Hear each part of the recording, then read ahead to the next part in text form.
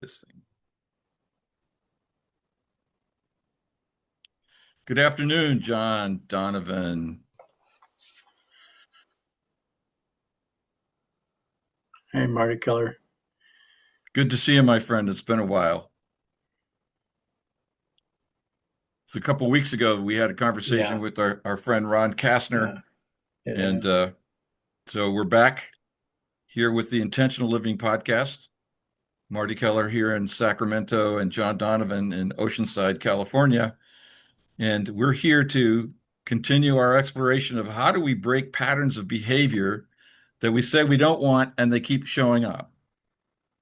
How do I how do I Right, find what's really going on when I feel these compulsions to uh, behave in a way that my mind says, don't do that, or contrarily, my mind goes, you better do that, and my behaviors do not reflect at all right.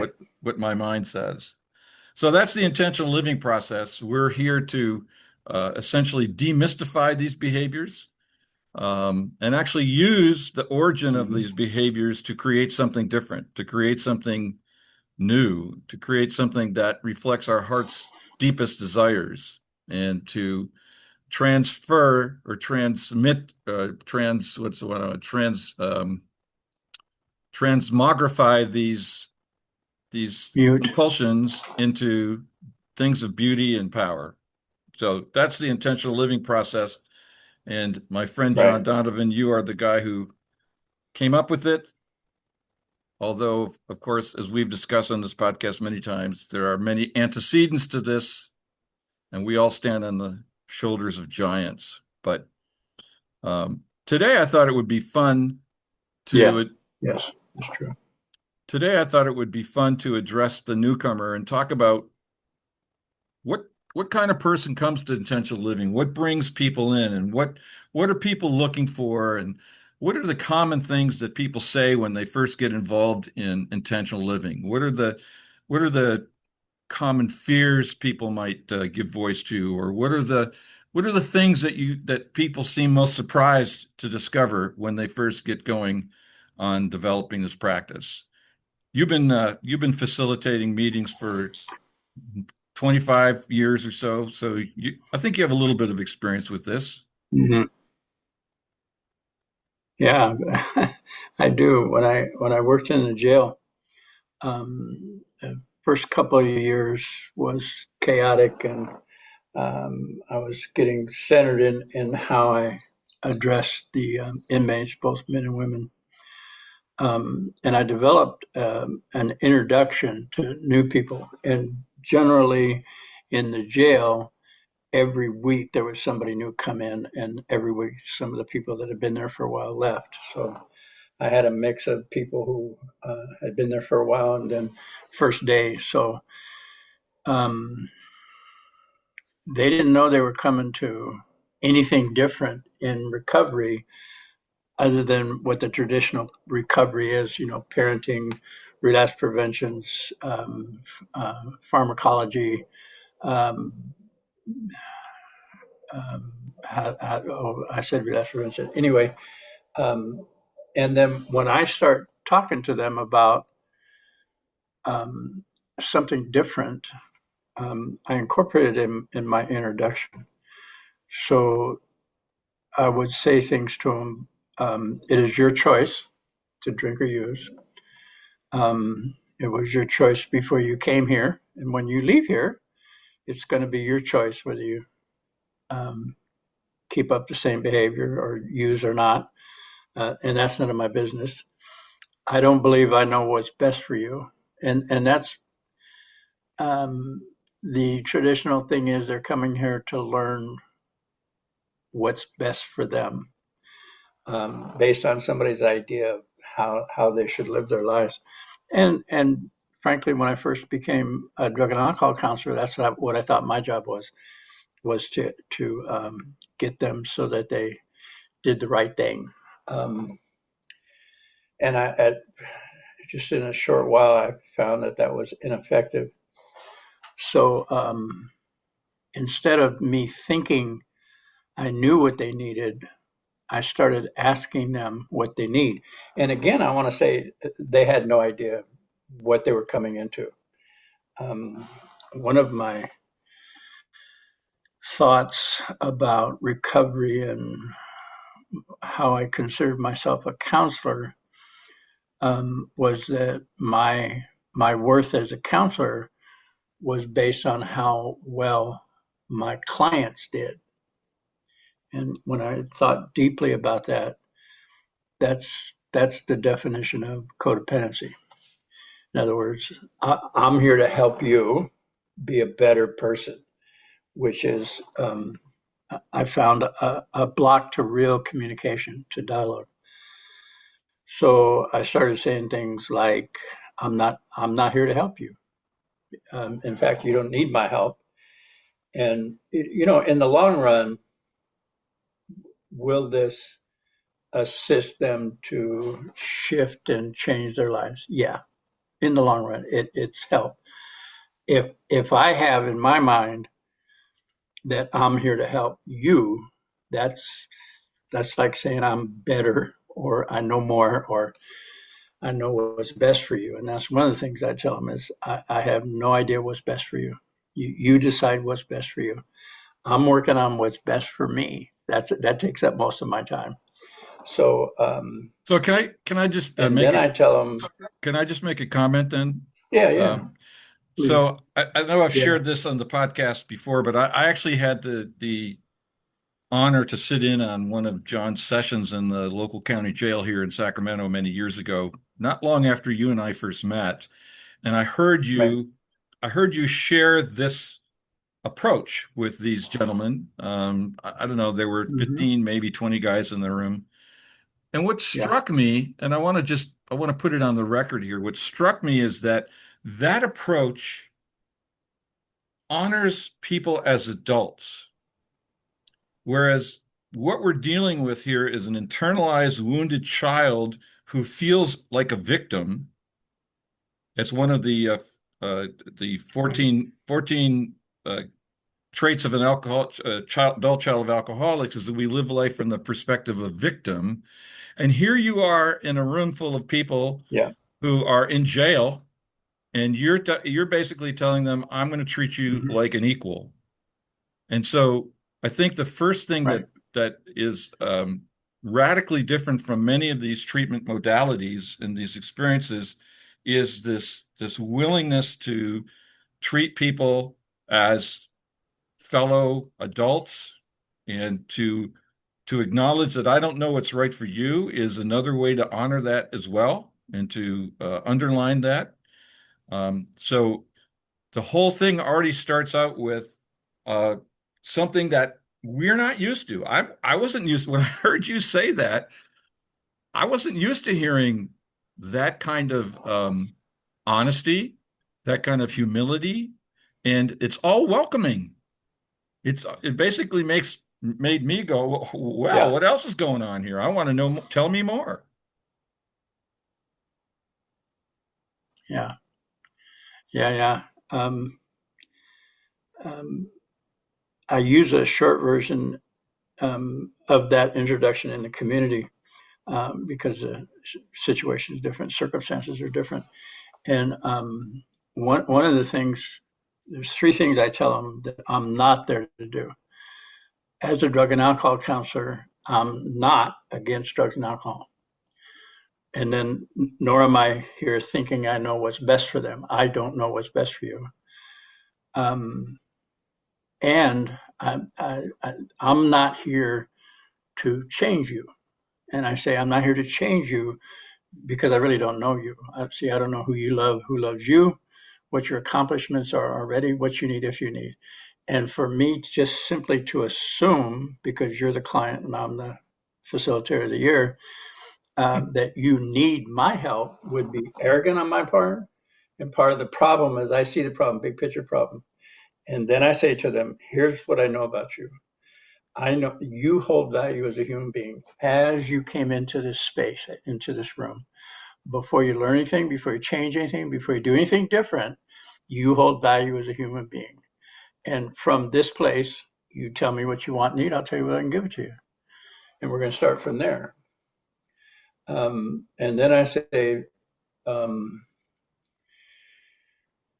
what I'm here to do is come to a deep awareness of myself as a human being. That's why I'm here, is to come to a deep awareness of myself, not to fix you.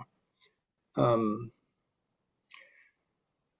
and I said, my other intent here is to offer you the information so that you could live a rich, abundant, full, authentically expressed life according to how you express that life. Not how your parents wanted you to do it, or your partner wants you to do it, or society wants you to do it. Be a good girl, be a good boy. No, what's your authentic expression? And if you're doing it, cool. If you're not, how come? And let's talk. Um, and then I asked them if there's any thoughts, questions, comments about what they heard me say. And generally, no comments. They're just kind of wide-eyed, like they're feeling something. They're feeling something. They're connected. When I first started, I noticed, and this is metaphorically, that everybody was leaning back. And after that introduction, they start leaning forward. In other words, there's a connection there, and they may not understand what I'm saying or be shocked by what they're hearing or not know where to put these ideas, like they hold value as human beings. I'm not there to change them. It's like, no, everybody's been trying to change them all their lives. So it's like, how does that compute? You know, how does that, where's that stick? People come into intentional living with what I call frame of reference. And that frame of reference is what they know, how they've experienced their life. And when I speak to them in the capacity of counselor, therapeutic community, I'm speaking out of the frame of reference. And I know it. I know that I am. And I also know that it was like you said, I'm honest. Um, you said humble. I'm going to have to think about that. But yeah, and direct, and effective. And you also said I speak to them like adults, and I want to agree. Is there? I don't know what's best for them. I don't know what they're dealing with. Maybe they need to be in their dysfunction for another 5, 6 years just to survive. I don't know. I know that until I was 40, I wasn't ready. And a lot of these kids in the group, you know, from 18 to, of course, all the way to 72, but the majority are, you know, the younger people. And I don't know. I do know that I didn't quit until actually I was 39. And that's when I was ready. And I heard people say to me, I don't know how many times, 100 times, some of the things I'm telling them, but I couldn't hear it. I just couldn't hear it. So, and we're going to talk a little bit about that frame of reference. Me knowing that they have a frame of reference, like I had a frame of reference when I first started before my recovery, I couldn't hear, nor did I accept things people were telling me, like, John, do you think you might need some help here? No, I don't need any help. I don't know what you're talking about. I don't need help. And I would rationalize my drinking, rationalize my behaviors, rationalize my workaholic. You know, I made good money. It's like, what are you talking about? Rationalize my rageaholic. Um, and anyway, so I know that they're in that same place I was before.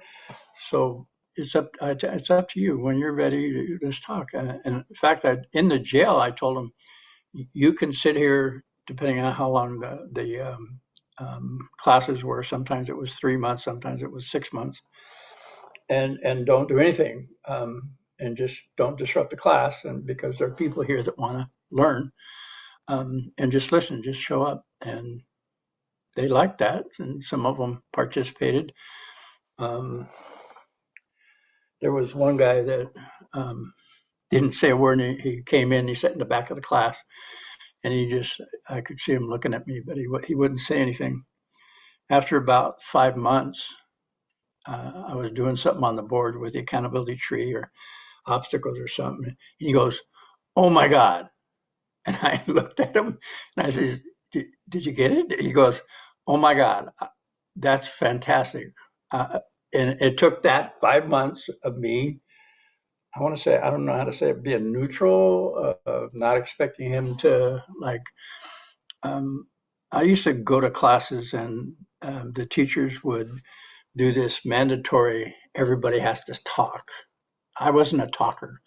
I was actually too fragile, too dysfunctional to talk because it would put me in a spin. Nobody has to talk. They can sit there the whole time. They don't have to say anything. And that, in that case, in a lot of cases, they come around. It takes a while. And so they come in also expecting to be told what to do. And we don't do the do in intentional living. We look at the causes. We look at the reality of the moment, like where are you? Are you a rager? Are you an alcoholic? And most of the people in the community are struggling with either relationships or compulsive thinking or loop thinking or self-criticism, um, which is also an addiction. And it's addiction to the adrenaline they felt as children.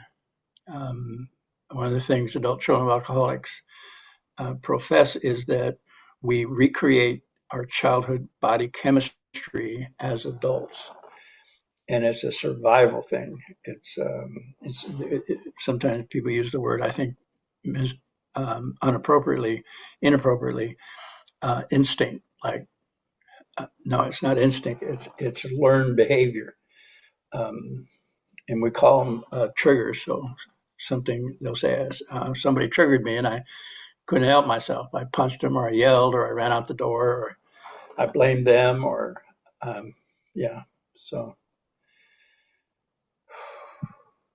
Well, could I just anything else you can? yeah, so just I want to draw the inference of what you were just sharing, which is that most of us, when we come into some kind of recovery program, whether we come because we're choosing to, maybe the people in the jails have less choice about it. I don't know. I know that in some of the programs you've been involved in, people are actually assigned to these uh, these courses as a virtue of rehabilitation.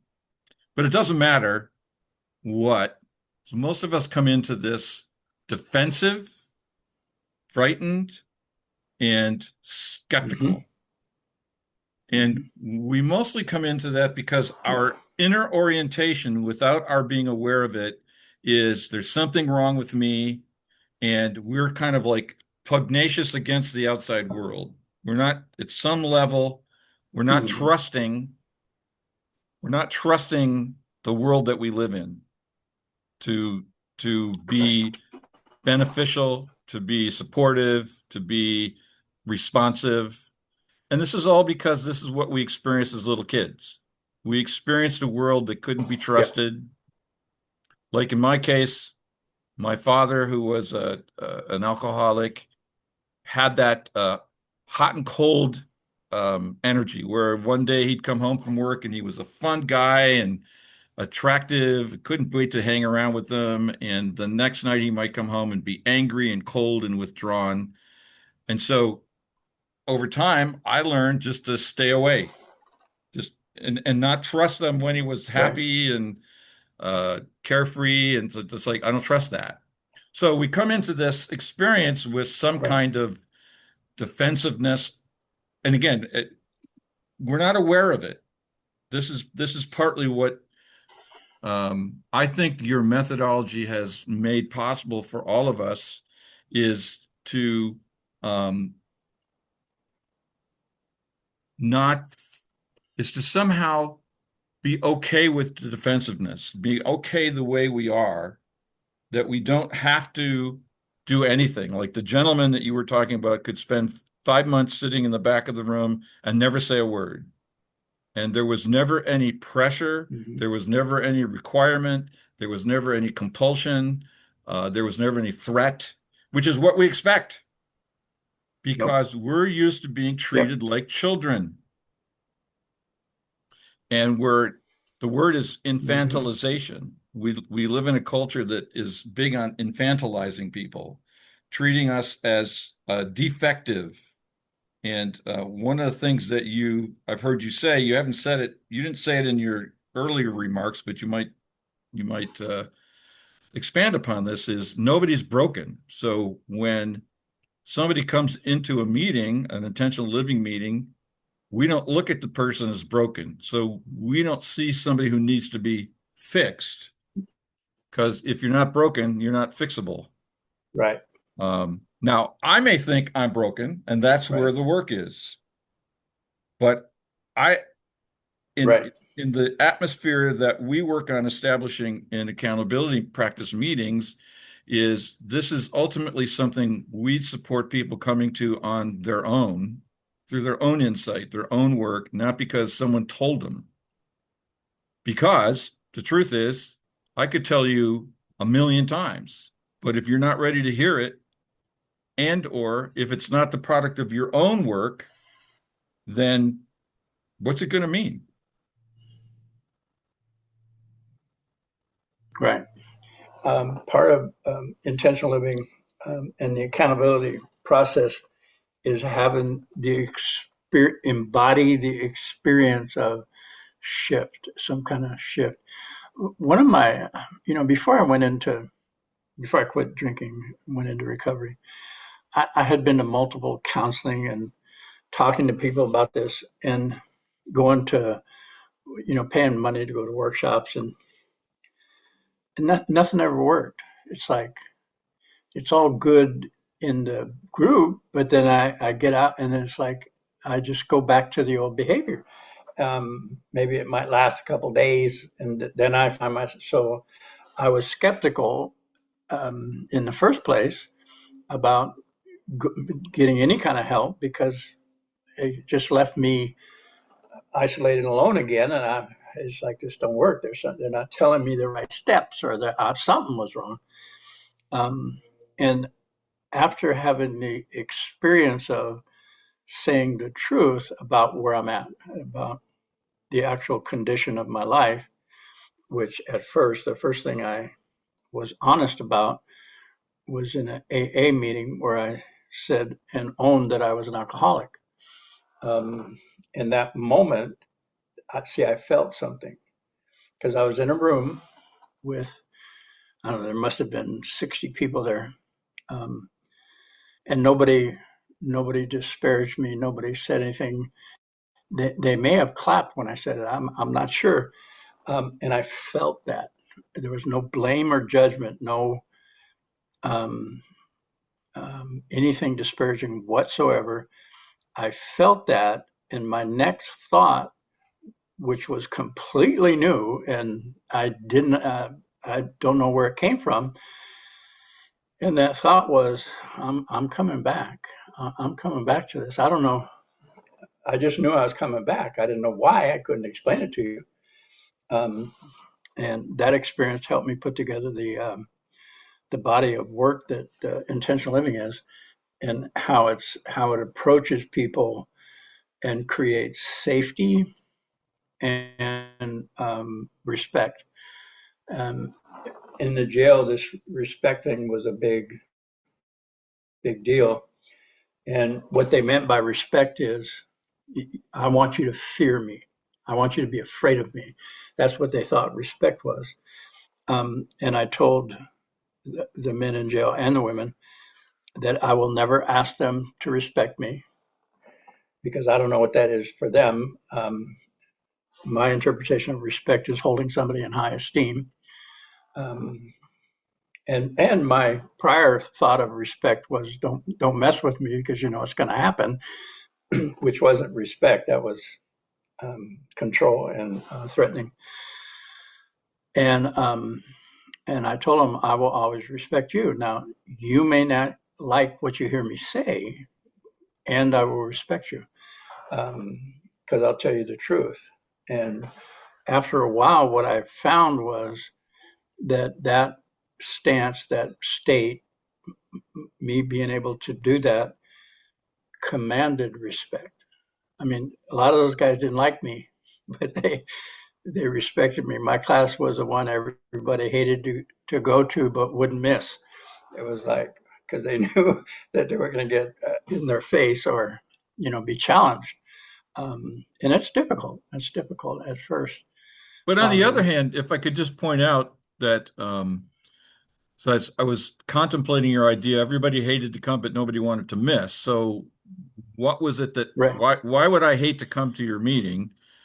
And I think, and yet, why would I not miss it? So it may be that, this is my hypothesis here, but I've been doing this for a long time. It may be that when we treat each other as adults, that we can challenge each other on that level instead of challenging each other as if we're little children who need to be disciplined, who need to be told what to Right. do, who need to be managed, who need to be manipulated, who need to be intimidated. It's no, it's more adult to adult. Hmm. And there's something attractive Yeah. about that. And I think Yeah. it's Yeah. AA Yeah. that talks about how do they, what is the word they say? Something by attraction rather than um, Promotion. Yeah. promotion. Yeah. Attraction rather than promotion. Exactly. Hmm. Yeah. And so Yeah. there's This is and in people, my. Go ahead. I'm just saying, and like you said earlier, people may not be aware of that's what's going on. I may not be aware of that's why I'm coming back. But this is operating Right. on a subconscious Yeah. level, and that's like you said, Right. I didn't know why I wanted to come back to my first AA meeting. It just felt right. Yep. Right. And that's the key word, feeling. It was embodied. There was something embodied that my brain couldn't figure out, and you couldn't keep me from coming back. Right, right. It was like, and I knew that, oh my God, I got to listen to people tell their truth. I got to tell my truth. It's like, and I was in a room full of people who were like minded and did not judge or blame me. It didn't matter what I said, that it was accepted. And a lot of the things I said at first were coming from my dysfunction, and people just like, yeah, yeah, I know, yeah, yeah, I've been there, yeah, yeah, and I could express. And it actually took me a long, long time before I would say anything in a meeting. It was probably 8 months, 9 months before I spoke at a meeting because I'm what I know now is I was too fragile. I was too need to be right. I couldn't take criticism. Well, like in the 14 traits, I was a little child. I thought I saw criticism as a threat. So if I said something, then somebody challenged me, I wouldn't. And it took me a while to feel safe enough to talk. Um, so I created an environment, and I'm glad you put a word to it where I spoke to them as adults. I spoke to them my idea of what I as valuable human beings. No matter what, see, we're not our behavior, but this society, dysfunctional families, alcoholic parents, or it doesn't have to dysfunctional parents, emphasize that your behavior was attached to who you are, and you got judged by what you did, and what we did as children was infantile. It was toddler stuff. It was preteen stuff. We didn't know. That's what we were there to learn. So the same thing applies to these people coming into the group. They're not there to be perfect and get everything right. They're there to see the truth about where they're at.